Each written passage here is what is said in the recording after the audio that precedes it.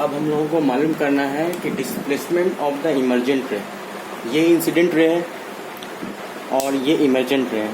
ज़ाहिर से पता है ग्लास का जो ब्लॉक है ABCD, ये अपनी जगह से नहीं हटा दोगे या अगर ये मौजूद नहीं रहता तो ये रेज जो है PQ इसी तरह से जाता है ये। लेकिन ग्लास के ब्लॉक आ जाने की वजह से ये रेस क्या हो गया, बेंड होकर यहाँ से जा रहा है। तो इस रे से इस रे इंसिडेंट रे और इमर्जेंट रे के बीच में एक डिस्टेंस है पैदा हो गया।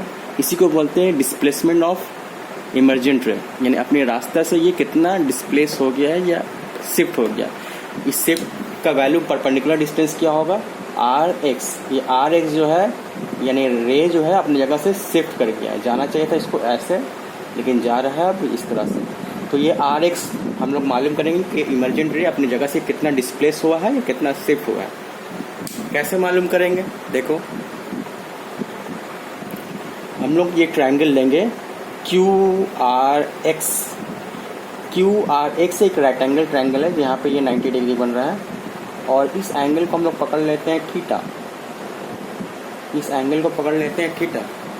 तो RX अपॉन RQ क्या होगा, देखो RX upon RQ equal to, ये RX है perpendicular upon RQ, perpendicular upon hypotenuse, मतलब cosec sine P/H, perpendicular upon hypotenuse sine theta, क्योंकि ये थीटा है। अब ये थीटा का वैल्यू कितना है, देखो ये पूरा I है तो इस पे ये भी पूरा क्या होगा, I होगा, क्योंकि वर्टिकली अपोजिट एंगल क्या होता है, ये अगर I1 है तो ये भी I1 होगा पूरा। और ये पूरा अगर I1 है, इसमें से ये R1 को माइनस कर दो, ये R1 को माइनस कर दो तो क्या हो जाएगा, थीटा हो जाएगा। यानी थीटा को तुम क्या लिख सकते हो, साइन थीटा को लिख सकते हो I1 माइनस R1, ठीक है। देयरफॉर RX का वैल्यू क्या हो गया, RX का वैल्यू हो गया, क्रॉस मल्टीप्लाई कर दो RQ into RQ sine I1 minus R1। अब प्रॉब्लम यह क्या है कि RQ का वैल्यू हमको नहीं मालूम है, RQ का वैल्यू नहीं मालूम है, लेकिन हमको QT का वैल्यू दिया हुआ। QT क्या, breadth of the glass block है, जिसको हम T बोल दे रहे हैं, thickness of the glass block. तो क्या बोल दे रहे हैं हम, T, यानी QT इक्वल टू AD या DA, ठीक है, ये D है। हम क्या करेंगे, दोबारा इस ट्राइंगल को लेंगे, छोटा वाला ट्राइंगल को लेंगे। कौन सा ट्राइंगल को, QTR। QTR के अंदर QT हमको मालूम है, QT के वैल्यू स्मॉल t के बराबर है, और QR, तो QR को हम लोग ऊपर रखते हैं। अगेन क्या करते हैं, RQ को ऊपर रखते हैं, यानी QR या RQ को ऊपर रखते हैं, और नीचे में क्या रखते हैं, QT। ये क्या हो जाएगा, QR क्या है, ये तो चूंकि 90 डिग्री है ये, ठीक है। QTR के अंदर ये 90 डिग्री है और ये एंगल कितना, R1 है, ठीक है। तो QR या RQ हो गया हाइपोटेन्यूस, और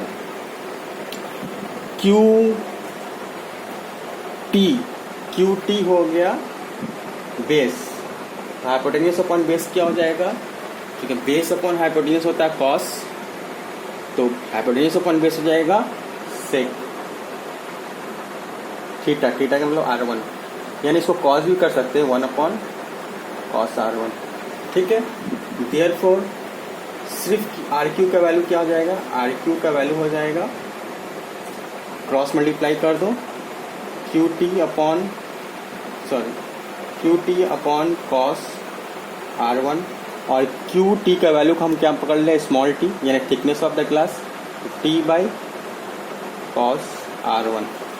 अब ये RQ का वैल्यू को हम लोग यहाँ पे RQ में पुट कर देंगे तो RX निकल जाएगा। देखो RX इक्वल टू RQ की जगह में क्या लिख देंगे, T अपॉन कॉस R1, और बाहर में क्या है ब्रैकेट, इसके बाहर साइन I1 माइनस R1। अच्छा, ये साइन A माइनस B का फॉर्मूला, इसको अगर तोड़ेंगे फॉर्मूला में तो क्या बन जाएगा, T upon cos R1 sine A sine A cos B minus cos A sine B. ठीक है, अब देखो हमको ये R1 है, यहाँ पे R1 है, ये R1, सारा R1 को रिप्लेस करना है I1 में। ये I1 है, बाकी सब जगह R1 है। ये R1 और ये R1 को हटाकर हम लोग को उसको I1 में लाना है। क्यों? क्योंकि I1 का वैल्यू नोन है और R1 का वैल्यू तो ग्लास के अंदर बन रहा है, वो अननोन है। तो अननोन क्वांटिटी को रिप्लेस कर देंगे किससे? नॉन क्वांटिटी से, I1 से। तो कैसे करेंगे? देखो रेस कहाँ से जा रहा है? एयर से जा रहा है। कहाँ जा रहा है? ग्लास के अंदर जा रहा है। तो रिफ्रैक्टिव इंडेक्स ऑफ ग्लास को मान लेते हैं म्यू है। तो क्या हो जाएगा? कहाँ से? With respect to air. Refractive index of glass with respect to air क्या है? म्यू है। ठीक है, तो क्या हो जाएगा? Sine I1 upon sine R1 equal to क्या हो गया?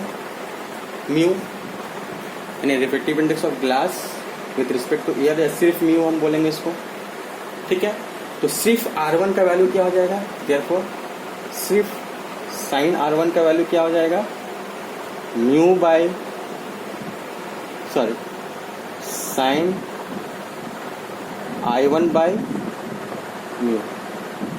अब हमारा काम क्या है? जहाँ पर साइन R1 है वहाँ पर साइन I बाई म्यू डाल देंगे। तो साइन R1 तो कहीं भी नहीं यहाँ पे है, लेकिन बाकी जगह में क्या है? कॉस R1 है। तो अब सवाल है कि कॉस R1 का वैल्यू कैसे निकालेंगे? तो तुमको पता है cos square R1 equal to 1 minus sine square R1 का हो जाएगा। साइन स्क्वायर R1 के मतलब क्या होता है? साइन R1 के मतलब क्या होता है? Sine I1 by mu, sine I1 by mu का स्क्वायर, या फिर कॉस स्क्वायर R1 हो जाएगा mu square minus sine I1 by mu square. Therefore cos R1 हो जाएगा root over mu square minus sine I1 upon mu square. अब हमको cos I1 का वैल्यू, कॉस R1 का वैल्यू भी मालूम है, साइन R1 का वैल्यू मालूम है। तो हम इस एक्सप्रेशन Rx को लेंगे और क्या करेंगे? Rx equal to T by cos R1 का वैल्यू क्या है?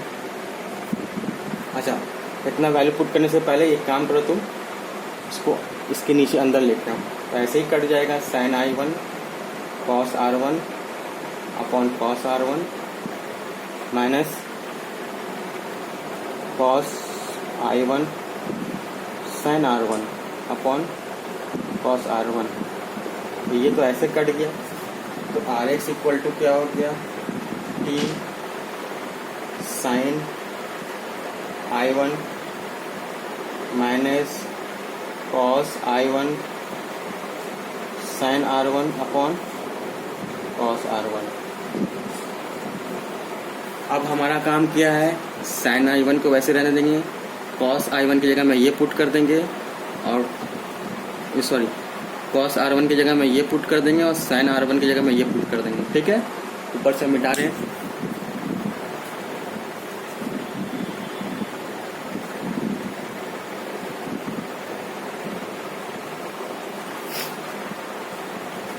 देखो Rx equal to T sine I1 minus cos I1 को ऐसे रहने देंगे, I1 को वैसे ही रखना है। R1 को रिप्लेस करना है, तो साइन R1 का वैल्यू क्या होगा? साइन R1 का value sine I1 by mu, sine I1 by mu, और नीचे कॉस R1 का वैल्यू क्या? कॉस R1 का value mu square minus sine I1 square by mu square का स्क्वायर रूट। तो ये से म्यू बन जाएगा।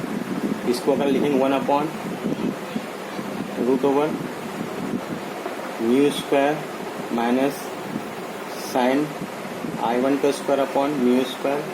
ये म्यू स्क्वायर का स्क्वायर रूट निकलेगा तो ऊपर की तरफ चल जाएगा। तो अल्टीमेटली Rx क्या हो जाएगा?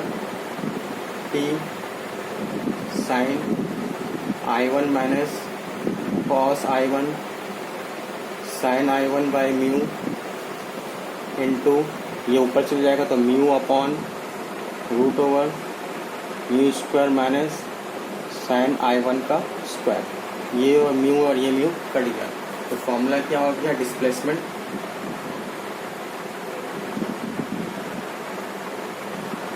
Rx बराबर हो गया T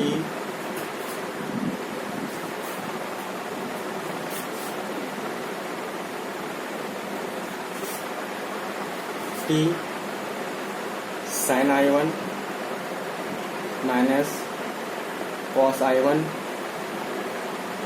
sine I1 upon root over mu square minus sine I1 का स्क्वायर।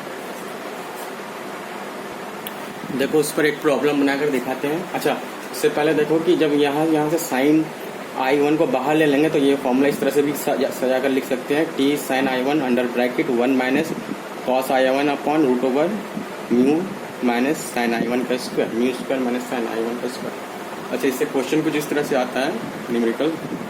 पहले तो ये ड्राइव भी करने आ सकता है, प्रूफ दैट शिफ्ट इतना होता है, ये क्वेश्चन आ सकता है 3 मार्क्स का, या फिर उस पर न्यूमेरिकल्स भी आ सकता है कुछ इस तरह का। Opposite face of a glass block of 15 centimetre thick are parallel, यानी कि यहाँ से यहाँ तक जो थिकनेस ये 15 सेंटीमीटर और ये लाइन क्या है उसका parallel glass parallel. If the ray incident on the glass at an angle 60 degree, ये रे कितना पर जा रहा है 60 डिग्री पर, यानी कि I1 कितना है 60 degree. Then calculate the lateral displacement of the ray when it emerges from the glass. तो मालूम करो ये रेज जो बाहर निकल रहा है इमर्ज होकर ये अपनी जगह से कितना ही लैटरल डिस्प्लेस हो जा रहा है, यानी कि यहाँ के बजाय यहाँ आ जा रहा है, तो कितना डिस्प्लेसमेंट हो जा रहा है, यानी कि तुमको लैटरल डिस्प्लेसमेंट का मतलब Rx मालूम करना है। ठीक है, गिवन दिया हुआ म्यू का वैल्यू ग्लास के लिए 1.5, हम फॉर्मूला कौन सा यूज़ करेंगे, ये वाला या ये वाला, दोनों में एक ही फॉर्मूला है। ठीक है, देखो यहाँ पर म्यू का वैल्यू दिया हुआ 1.5, I1 का वैल्यू दिया हुआ 60 डिग्री, थिकनेस दिया हुआ 15 सेंटीमीटर, Rx यानी डिस्प्लेसमेंट मालूम करना है। ठीक है, तो हम क्या करेंगे, डिस्प्लेसमेंट इक्वल टू ये फॉर्मूला लेंगे T sine I1 1 minus cos I1 root over mu square minus sine I1 square. T का वैल्यू 15 सेंटीमीटर दिया हुआ है, साइन I1 का वैल्यू 60 डिग्री दिया हुआ है, कॉस I1 का वैल्यू कॉस 60 डिग्री, म्यू का वैल्यू 1.5 का स्क्वायर माइनस साइन 60 डिग्री का स्क्वायर। सबको कैलकुलेट करेंगे तो अल्टीमेटली हमारा आंसर होगा 7.69 सेंटीमीटर। ठीक है, ये हो जाएगा आंसर। इस तरह का क्वेश्चन एग्जाम में आ सकता है। बस आज यहीं तक रखते हैं, नेक्स्ट डे फिर हम आगे पढ़ाएंगे। Thank you.